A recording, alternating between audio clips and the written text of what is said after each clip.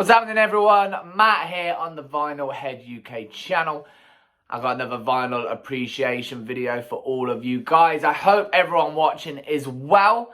You've had a great week. You've had a great weekend. A couple of weekends ago, I mentioned this a little bit on the channel already. I went to a record store in Banbury, of all places.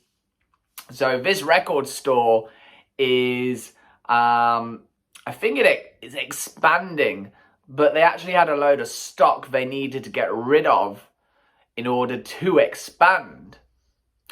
So I went along with my dad. They were advertising thousands of LPs for very cheap prices. So we had a look. So we started downstairs, rummaging through all these trays, all these boxes. A lot of it was kind of older stuff, you know, quite niche. Nothing too much I found that I personally am really into. And then we had a look upstairs in the actual shop where there was some cool stuff up there. Some first pressings, some stuff from Record Store Day, all sorts of stuff. But from downstairs, I managed to find a couple of records that I pulled out that I was like, do you know what? That's kind of cool. I'm going to get it. And I got a really cool, cheap deal. I got free vinyl for £5. 5. 1, 2, 3, 4, 5. Can you believe it? Free vinyls for that. And I was laughing. And, you know, I saw these records. And they're kind of, a couple of them are not really my normal type of thing. So if you follow the channel, you'll know that I do a lot of rock, a lot of metal, some blues, some country, the stuff I really love. But some of these records, a couple of these records I got, weren't quite in that frame there. But great records nonetheless. So I'm going to do something that's a little bit different to what I've normally done. Or at least sounds a little bit different to some of the stuff that I've covered on the channel. But this record I've got is one that all of you out there are gonna know. If you don't, there's no hope, okay? You're gonna know this artist, you're gonna know this record. It's a big one. It's one of the biggest selling records in all of history, okay? And that record that I found as part of the free for £5 is, of course, Michael Jackson's Bad. I said you'd know it, okay? So yeah, I saw this, as I say, it's not rock, it's not metal, it's not blues, it's not country. It's not the normal thing that I would cover on this channel. But I like a bit of Michael Jackson, you know, it's catchy pop. You remember the stuff. There's some good tracks out there. And considering this was so cheap, I thought, you know, I'm going to get it. This record is stacked with tracks that I like. The second side, man, there's not a bad track on that second side. So good. So I'm not going to talk too much in detail about the actual songs or the record itself because, you know, you do a little Google search, you're going to find a bazillion reviews and comments about this record. So, as per normal, like, I always kind of stress it. I know some of them kind of fall into a bit of review type territory. But I always try and stress, these aren't review videos. These are just appreciating the vinyl, appreciating the record, having a look at it, checking out what comes with it. The sound quality of the pressing, everything like that. So I'm not really going to cover too much about it because I'm sure a lot of this you're probably already going to know already. I've covered the basics as I always do, but before we get into that, I'm going to do what we always do. Let's look at the artwork. It's pretty simple. Michael Jackson Bad. There he is. He changed his image a little bit. So the album before this was Thriller. We're now coming into Bad. There was quite a gap. I think it was like 5-6 years between those records. this album, it kind of features a lot of different genres. So you've got your pop, you've got your soul, R&B. He went for a slightly more hard rock sound on this one as well.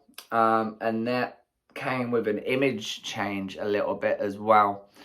I'm not going to go over the obvious with Michael Jackson, but, you know, you probably know what I mean. But yeah, a slight different change. Flipping it over again, Michael Jackson down the side. We have our track listing up above. Another picture of Michael there. Nice little black and white picture of him there. So yeah, it's pretty simple. There's not really too much on this one to talk about. I'm sure you've heard me say it a million times. I do like my artwork. Some of the metal and the rock releases definitely have some amazing artwork. But this is, it is what it is. It's pretty simple. It does for the trick though, you know. It is a gatefold. So there is, I'm going to sit back so you guys can see that. There is Michael doing, I don't know, yoga or something. Dancing, probably dancing. So 8 stills of him in various yoga-esque positions. I don't know. The inner sleeve, again, which side have we got? Side 1 is here, so Michael Jackson again. There's a central picture of silhouettes right there. On the back, Michael Jackson again across the top, and then Bad, the name of the record. And then both sides are lyrics. I was looking at the lyrics a couple of days ago, and it is literally like every noise that comes out of Michael Jackson's mouth is covered on this lyric sheet. You know, it's not just the lyrics itself, it's all those extra vocal things that Michael Jackson did. Yeah, there's a lot on it. And then at the end of each song, it lists some stuff, and I'm just gonna read one out for The Way You Make Me Feel. So it says, Michael Jackson, solo and background vocals, as well as finger snaps. Just in case you were wondering who's clicking their fingers, don't worry, it tells you, it's Michael Jackson. Just in case you couldn't quite work it out, it's on there. And then on this side, we have the usual production credits. You will need a magnifying glass for some of the stuff down here. It's very, very small. There's lots of thanks and loads of stuff like that. Makeup artists, vocal consultants, you name it, they are on there. This is a relatively old record. It's not a more modern pressing. I'll come on to that in a moment. Again, it's quite simple. Michael Jackson going down the middle, Bad, and then our track listing. This was put out by Epic, so there is an Epic label on there. The second side is the same right there. Nothing too much to it all, to be honest. As I say, I think that's the difference with some of the rock and the metal stuff we've put out. You know, some of the, like the Slayer ones that we've covered, or Iron Maiden. There's a lot going on to talk about, where not so much on this Michael Jackson. But then we are looking at a very different genre compared to normal. So, this was released in August of 1987.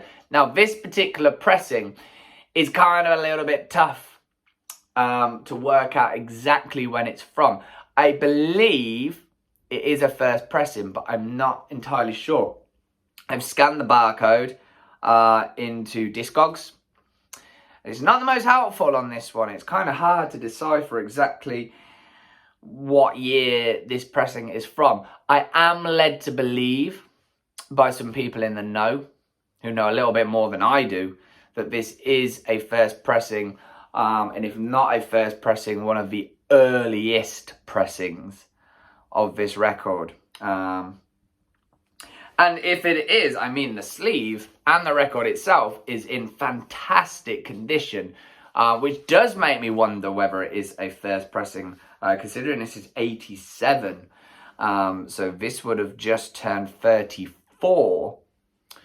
So if this is 34 years old, then whoever has owned it has, I think locked it in a safe in a plastic sleeve and never gone back to it, because it is in real good nick. Okay. This was the 7th studio album by Michael. As I say, it is one that had a slight change of style. We've still got the pop, obviously. It is a pop record. The soul, the R&B that I talked about. And as I mentioned, we're going a little bit more into hard rock. Now, don't expect this to be a heavy record. There are heavier elements to certain songs, but in a pop way. But I have read in a couple of sources and a couple of things that I've read to state that Michael, during the production, was asking to listen to stuff by like Motley Crue, for example. Some very far away from what Michael Jackson had really sounded like up until this point. I think looking for inspiration to get a slightly heavier sound out of the songs. As I say, it is an out-and-out pop record with slightly different elements. So it's not, if you're expecting to bang your head away to this, you won't. I don't know why I'm explaining this to you, because you all know these songs. But yeah, this was also produced by Quincy Jones. This was the third and I believe final production credit for Quincy Jones. He definitely got some amazing stuff with Michael. Obviously, he covered the Thriller album and then Bad. It really propelled Michael Jackson into the megastar that he really became. And you just look at the tracks between those two records, and it's some of the biggest tracks that Michael Jackson ever wrote and ever performed. This album is tied the most #1 singles for an album. He's actually tied with, I think, Katy Perry. So this is quite, as I say, a historic album. It's one of the biggest selling albums to ever existed. It is joint second for the most top 10 singles. And I believe at this point it has sold around 35 million records, which is huge amount just for a single record. It's not quite up there with some of the other records that have sold masses. I know Thriller sold a lot more. But it's up there as one of the biggest selling records of all time. Originally, around 60 songs were written for this record. 30 of which got recorded. And I know Michael Jackson wanted a 3-disc record for this, of which management persuaded him to actually only do 10 songs. I believe it's 10. Yeah, 10. Onto a single disc rather than 3. I think 3... a lot, 30 songs, it's a heavy amount to get through. So whittling them down to 10, it's not harmed him, because this is such an incredible record, incredible album. Track listing, I'm sure you know most of these tracks. I will go through. So side 1, Bad, The Way You Make Me Feel, Speed Demon, Liberian Girl, and Just Good Friends. Side 2, Another Part of Me, Man in the Mirror, I Just Can't Stop Loving You, Dirty Diana, and Smooth Criminal. That second side does not have a weak track on, in my humble opinion. Bad was originally written to be a duet with Prince. That didn't work out for whatever reason, I don't know. And it ended up just Michael going solo. There is guest vocalist on this. So on Just Good Friends, we do get Stevie Wonder. So although you didn't get Prince, you got Stevie Wonder, which, pretty good, pretty cool to hear Michael Jackson and Stevie Wonder kind of trading off vocal licks a little bit on it. Bad, solid. The Way You Make Me Feel, solid. I think Speed Demon is somewhat of a little bit of a filler track. Like a decent filler track, but a filler track nonetheless. Liberian Girl, kind of interesting. I don't think it goes masses of places, but there is a little bit of depth at the same time to it. And Just Good Friends, as I say, with Stevie Wonder. And then, yeah, side 2. I love Another Part of Me. That is just groove-tastic. That's the sort of track as a drummer I would love to just sit and play along in that pocket with that groove. Just so nice. Really, really nice. Just that groove going through. Such a good track. Man in the Mirror. I Just Can't Stop Loving You. You know, a really nice sort of ballady track that rises up on those choruses and sort of sucks you in. Dirty Diana is a song that actually, weirdly enough, I love to hear covers of. I've heard so many amazing covers of Dirty Diana on YouTube and whatnot. It seems to be a really nice track to cover. And a lot of people have very much made it their own, but I still love the Michael Jackson version. And then Smooth Criminal, we all know it. Interesting track to kind of end on. It's not really the one maybe I would have picked personally to end the record on. I think that needed to sit a little bit maybe on side 1. Replace one of the maybe the more filler tracks, who knows. But it's an interesting one to close the record out on nonetheless. As I say, I'm not going to go through these tracks because you all know what they sound like. These tracks have been drilled into your head. Even if you don't like Michael Jackson, you're going to know these tracks. You know, I can forgive you if you're not a Napalm Death fan. You're not going to know Napalm Death stuff. If you're not a Michael Jackson fan, you're still going to know these tracks. I think that's pretty safe to say. So I won't go through each one because you've heard it all before. I don't need to repeat it. But I was pretty happy. You know, as I say, it's a little bit of a different choice for me personally compared to my mainly rock and metal collection. But music's music, and if you enjoy music, that is the most important thing that I think is possible. I enjoy the music on this record. So why pigeonhole myself into just rock and metal? There's a whole world out there more than rock and metal and country and blues. And I like this record, so damn it, I bought it. And it sounds great. Let's talk about the sound real quick while I remember. It sounds magnificent. It's quiet. It sounds clean. You know, all that cheesy 80s synth comes right through. The production levels are nice. If my sound system went up a little bit louder, there's a couple of kick drum moments that come through where it would sound like the kick drum is in front of me. It is so clean sounding. You hear every instrument very clearly. You know, there's nothing more to say than that. There's nothing that's kind of muffled or distorted that sits a little bit further back on the production. Everything you can pick up and pick up well. And I mean, you know, so far with the records I've bought, I would say 95 to probably 99% of them are vocals, guitar, bass and drum based. This record has a lot more going on. Synths, drum machines, saxophones, you know, everything. Finger clicks. I haven't got a record with finger clicks in. There's a lot going on. There's vocals massively layered. There's backing vocals. But everything shines through really nicely. It is a superb sounding pressing. You know, this was going into kind of uncharted territory. I haven't really got a pop record to base what sounds good in that genre on vinyl.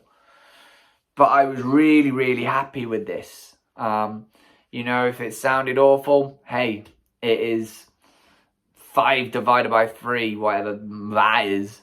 You know, 1 something. So it wouldn't matter too much. I wouldn't have lost too much money on a bad sounding record. But luckily, it does sound great. And I can stick it on and have some cheesy 80s pop coming out of my speakers, which is not always a bad thing. Michael Jackson Bad, one of the biggest selling records in all time, and I think rightfully so. It is strong. It is very strong. I'm sure you all heard it. I hope you like it. Thank you for checking this one out. Of course, as always, don't forget to subscribe. Let's keep building a channel up. Thank you those who have subscribed. Don't forget to hit the like button. Hit that bell for all notifications. I'll have plenty more vinyl appreciation videos coming up for you guys. I am also, I'm going to put this down so I can talk to you just real quick. I am also very excited because in a couple of nights, I'm going back to live music. My first live gig that I have been to since the pandemic started. I am so excited to go to a gig again and see live music in its beautiful form. What I will be doing is reviewing the gig. So I've got a few gigs lined up. It's something I haven't been able to do because obviously gigs haven't been happening for the past 18 months or so. But it's something I'm excited about doing. Talking about the gig, the support, the main band, the whole night. I want to share that with you guys, okay? So the first gig that I'm going back to is Tuesday night. I'm really looking forward to it. I'm not going to tell you who. I don't want to spoil it, but look out for the video. I'll be putting it up midweek. Hope you can join me and check that one out. Don't forget, as always, go and buy vinyl. Go and listen to vinyl. This is Matt on the Vinyl Head UK channel. I'll catch you guys later.